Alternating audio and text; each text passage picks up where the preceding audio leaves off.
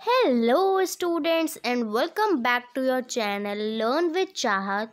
तो आज की ये वीडियो है क्लास 11th के बच्चों के लिए। आज की इस वीडियो में हम लोग देखेंगे क्लास 11th का होम साइंस का syllabus for English medium students. Okay, ये सिलेबस है 2025-26 सेशन के बच्चों के लिए। तो अब मैं आपको बता दूं कि ये इस एक वीडियो में हम मिड टर्म का भी सिलेबस देखेंगे आपका, एंड हम फाइनल टर्म का भी सिलेबस देखने वाले हैं। सो चलिए स्टार्ट करते हैं। जो आपका होम साइंस का एग्ज़ाम है, जो आपका राइटिंग वाला लिखने वाला एग्ज़ाम होगा, थ्योरी वाला एग्ज़ाम, वो 70 मार्क्स का होगा, और जो आपका प्रैक्टिकल एग्ज़ाम होगा वो 30 मार्क्स का होगा। ऑल राइट, तो यहाँ पे हम जो थ्योरी वाला पोर्शन है वो डिस्कस करने वाले हैं कि थ्योरी में आपसे क्या क्या पूछा जाएगा। तो जो आपकी होम साइंस है उसमें 5 यूनिट्स है, ठीक है, 5 यूनिट्स हैं उसमें। पहली यूनिट है इंट्रोडक्शन टू होम साइंस, जो कि आपकी 2 मार्क्स की आएगी, ठीक है। अंडरस्टैंडिंग वन सेल्फ एडोलसेंस, ठीक है, इस यूनिट में जितने भी चैप्टर्स हैं वो 20 मार्क्स के आएंगे।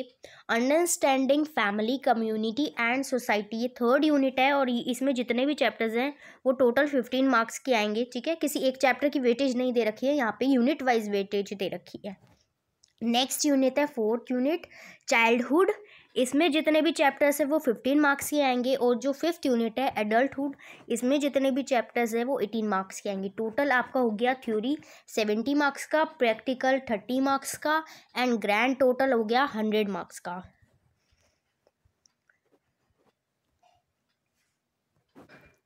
तो अब स्टार्ट करते हैं कौन कौन से चैप्टर आ रहे हैं। अभी पहले मैं आपका मिड टर्म का सिलेबस डिस्कस करूंगी, देन मैं आपका फाइनल टर्म का सिलेबस डिस्कस करूंगी। तो फर्स्ट यूनिट में आपका चैप्टर आएगा, ठीक है, फर्स्ट चैप्टर ही है, एक ही चैप्टर है उसमें। इसमें आप पढ़ोगे what is home science, areas कौन कौन से होते हैं, 5 एरियाज़ होते हैं होम साइंस के, वो पढ़ोगे, ठीक है। Home science boys and girls के लिए इंपॉर्टेंट क्यों है, और career options of home science, अगर आप होम साइंस पढ़ते हैं तो आप क्या क्या आप करियर फिर उसमें ऑप्ट कर सकते हैं, वो आप पढ़ोगे, ठीक है। पहले के होम साइंस में कपड़े धोना एंड खाना बनाना ये सब हुआ करता था, ठीक है, घर के जो घरेलू काम होते थे वो हुआ करते थे। लेकिन अब आपकी होम साइंस काफ़ी ज़्यादा चेंज हो गई है, और अगर आप पढ़ोगे ना तो सबसे अच्छा सब्जेक्ट आपको होम साइंस ही लगेगा। आपकी लाइफ से बहुत कुछ जुड़ा आपको इसमें मिलेगा। सेकेंड यूनिट है अंडरस्टैंडिंग वन सेल्फ एडोलेसेंस, ठीक है। इसमें चैप्टर 2 है आपका अंडरस्टैंडिंग द सेल्फ। ये 3 पार्ट में डिवाइडेड है ये चैप्टर, और 2A 2B एंड 2C तीनों ही आएंगे। ऑल राइट,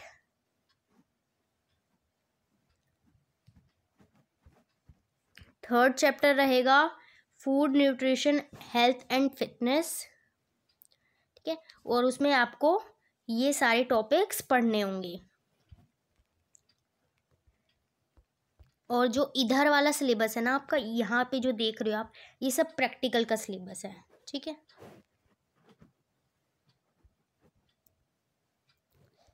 फिर 4th चैप्टर रहेगा मैनेजमेंट ऑफ रिसोर्सेज। इसमें आप काफ़ी अच्छी चीज़ सीखोगे आप, ठीक है।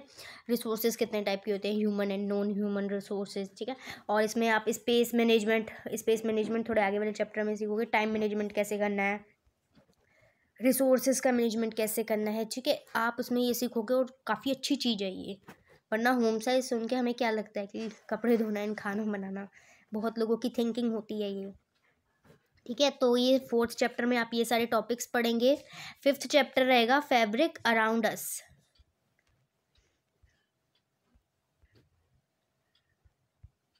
जिसका आपका थ्योरी का सिलेबस ये है, ठीक है, ये सारा। एंड ये वाला जो है ये आपको दिख रहा है, ये आपका प्रैक्टिकल का सिलेबस है। 6th चैप्टर आएगा आपका मीडिया कम्युनिकेशन टेक्नोलॉजी, ठीक है, और ये सब कुछ उसमें आपको पढ़ना है।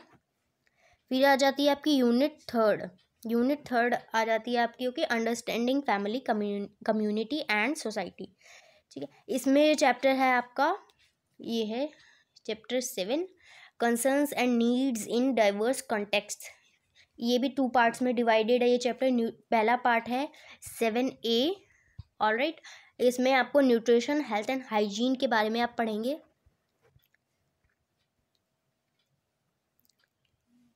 ऑलराइट, तो ये था आपका इतना मिड टर्म का सिलेबस, इतना आपका मिड टर्म में आएगा। और मिड टर्म का जो सिलेबस है आपका 7A तक का, 7 चैप्टर का A पार्ट तक का आपका इस 6 सितंबर 2025 तक पूरा हो जाना चाहिए, ठीक है, क्योंकि फिर आपके जल्दी ही मिड टर्म एग्जाम्स स्टार्ट हो जाएंगे।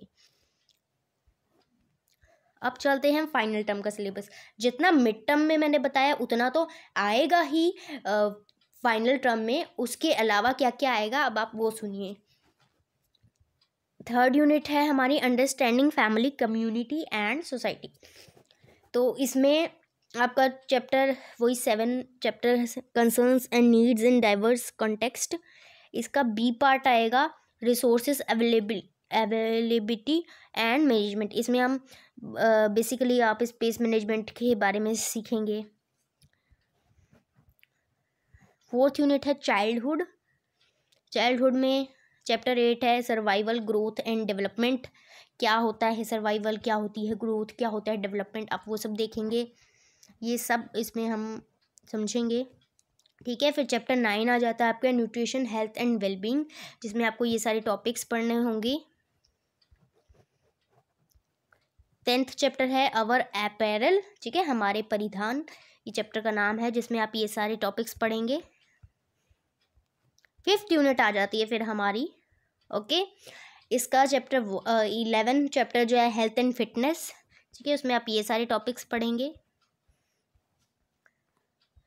फिर 12th चैप्टर है फाइनेंशियल मैनेजमेंट एंड प्लानिंग। इसमें आप सीखेंगे कि मनी कितने टाइप्स की होती है, ठीक है, और इनकम कितने टाइप्स की होती है, फैमिली इनकम कितने टाइप्स की होती है, इनकम मैनेजमेंट हम कैसे कर सकते हैं, बजट कैसे बनाना है, ठीक है, प्लानिंग कैसे करनी है, मनी को आप कैसे अच्छे तरीके से रख सकते हैं, वो सब हम इस चैप्टर में देखेंगे। ये सब टॉपिक्स आप इसमें पढ़ेंगे। क्रेडिट के बारे में भी पढ़ेंगे, 4 C's कौन से होते हैं क्रेडिट के। देन आ जाता है चैप्टर 13, जिसमें आप ये सारे टॉपिक्स पढ़ेंगे, ठीक है। Care and maintenance of fabrics chapter है आपका 13, इसमें आप ये सारे टॉपिक्स पढ़ेंगे।